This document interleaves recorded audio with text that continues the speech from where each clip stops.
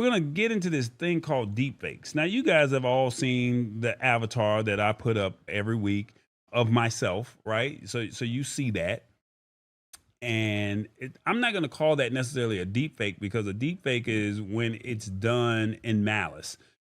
Someone's using your face, your likeness, you're cloning your voice, and they're saying that they're making words up that you did not use or that you did not say.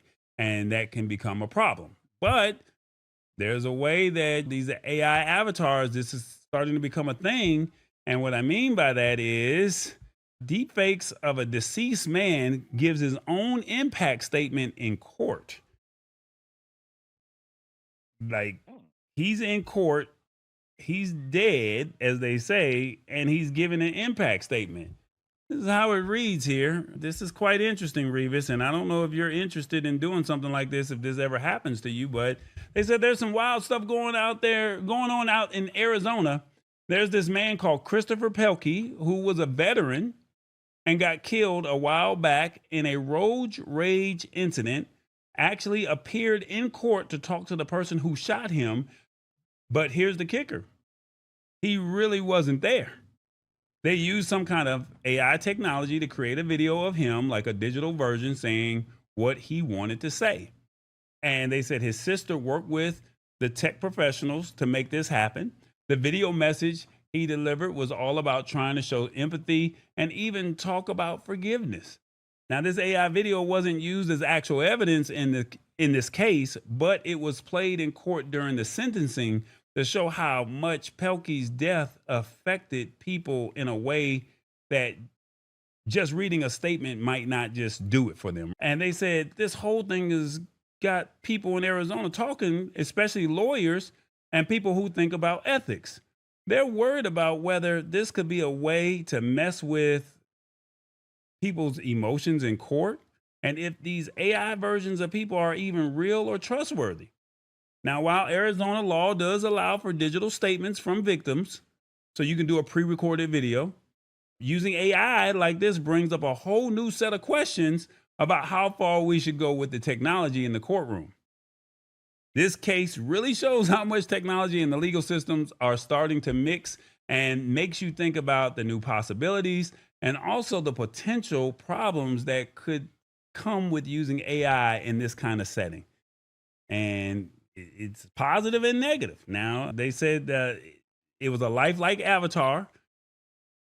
They did not say what kind of technology that they use, but you guys have seen me on my show where I use something similar to what the YouTube video. There's a YouTube video. If you go into the description in the YouTube video and click on the article, you'll see the video.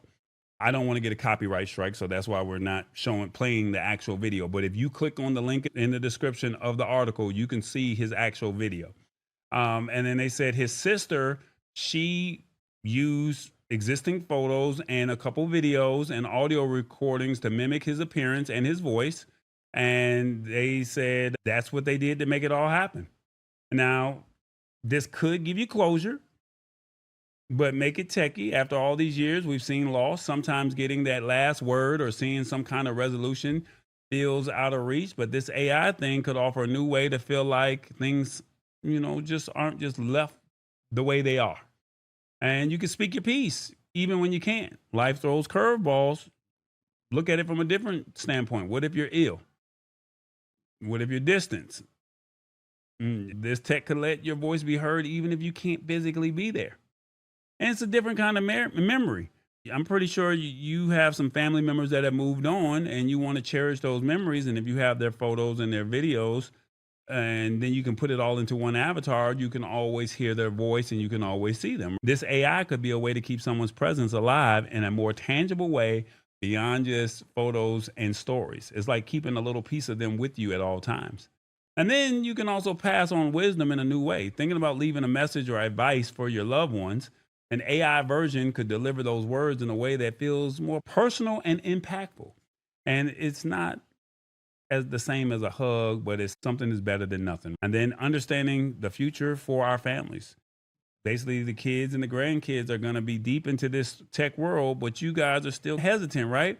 So being aware of how AI could be used even in a heavy situation, even though that this was in a court setting, but it could be something to where you can actually see that person's face or voice or hear that person's voice or see them one last time or know that you can always have it. My question that I have for you guys, do you think deepfakes should be used in courts or even not necessarily courts, but just used in any type of settings? One, this is a great way for them to be used. Two, I believe this is disrespectful. Three, if the family is okay with it, I see no wrong. Four, great way for the accuser to see the victim one last time. Five, judges should not allow AI or avatars in the courts. 1 through 5, let me know in the comments. Do you think deepfakes should be used in courts? Revis, your thoughts? I put in the chat, AI is going to be a problem. We was always taught that dead men tell no tales. Right? Dead man tells no tales. How is a dead man telling tales? This is a prime example of scuttlebutt. It's rumors, it's gossip, it's not necessarily true. This right here is scuttlebutt. But they said in court, the family was not angry. I mean, of course they were angry, but they said that he showed empathy and he said, and forgiveness. So it was not all bad. It was, hey, unfortunately, we met under these circumstances. Unfortunately, this has now happened. The sister felt as if there was, no way that she could talk about the loss and the impact that it really had to her and the family. And there's what better way as opposed to have him say it. And this is what we know what he possibly would have said or what we think he could have said. Everybody knows me. If you get on the road and you're not paying attention, 9 times out of 10, I'm honking my horn, I'm going off, and then they're going to call me road rage, but I'm like, no, you weren't paying attention. And the people that know me personally, they know that if something happens to me, if they're on their phone or if they were doing something that they weren't supposed to be doing, hey, eye for an eye. I don't have a problem with you being on the phone, but I have an AI avatar and I would hope there's certain people who know my personality, put my personality of what you think I would say inside of that. And I would be okay, but everybody's not going to be okay with that. The audience says the audience says judges should not allow AI or avatars in the courts. Period. That's what they're saying right now. And the reason I agree with that is because it has always been that videos and stuff weren't admissible in court.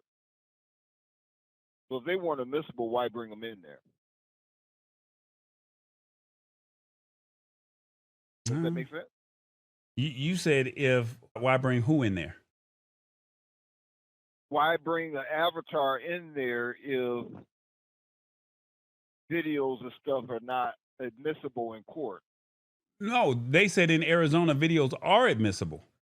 And in Arizona, you can bring digital videos in there. So that could be a pre-recorded statement. And in this particular situation, this person is deceased. And so the sister, you know how you get before sentencing, the family can say a few words and how they are affected by this. The sister felt in this particular situation, she felt as if I can't say what I think my brother would say. Maybe she was angry, maybe she was forgiving, but they said that she knew that he had empathy and forgiveness, and that was part of how his words came out. Now, she may have been totally opposite and been like, no, give him the book. I hope he rots in jail. But she said, this is not how my brother would have been. And because it's Arizona and it's allowed in this particular situation, it's the first of its kind because it hasn't been done before. This could start a precedent of seeing more impact statements of saying, let me put this person's face and voice together, right? And then you go from there. Right. Okay. Well, you know my personality, so if anything ever happened to me and you want to make an avatar, you have my permission, but make sure it's me. He said, make sure it's you. Well, I mean, photos, and I've cloned your voice, but I just haven't cloned you as in your physical features. And we've used it here. So, I mean, I have your voice to the best of my ability. It's not going to be the exact voice, but it's a cloned voice. And I know you, and you know that I would use it in good faith. Lisa Maria says only Right. only deathbed recordings, but again, the person is alive at the time of the recording. This is kind of messy. I mean, like I said, Right. I agree with it. hit the spot. 1006 says I agree with Lisa Maria, and if you speak is different, you're letting a computer speak for you. So no, not necessarily, because you got to remember it's your face. The person, as in the family member, said, hey, how would Hit the Spot 1006 respond to this? How would Revis, how would Lisa Maria, Awesome Fun Things, how would you guys respond to this, right? How would they respond? And of course, it's a prompt. Of course, it's some words that you use off of Chat GPT or some other large language model, but it's something that you would say. And then to know that it's your face, it sounds almost exactly like your voice. The accuser gets to see and has to look at you one last time. And that might be something to make them really think while they're in jail or prison, shall we say. Right. And hit the spot 1006. Everybody is not going to Be in good do faith. things in good faith. No, well, that's fair. I'm not knocking that. I understand that. So someone else is still speaking for you. I mean, of course, you did not know if you got up tomorrow morning or tonight and got in your car and something happened to you. Of course, you don't know that. We never know when our last days are. But your family knows your personality and they know how you would think. And they know whether you're going to pop off, eye for an eye, show empathy and forgiveness. The judge still makes the final decision, but think about how that could affect the accuser if they have to look at you one last time after they know that they've done damage. That's a lasting image. Right. It's the Lab Tech Show. Join us Wednesdays at 8 p.m. Eastern at thelabtechshow.com. Embrace it or get left behind. Alrighty then.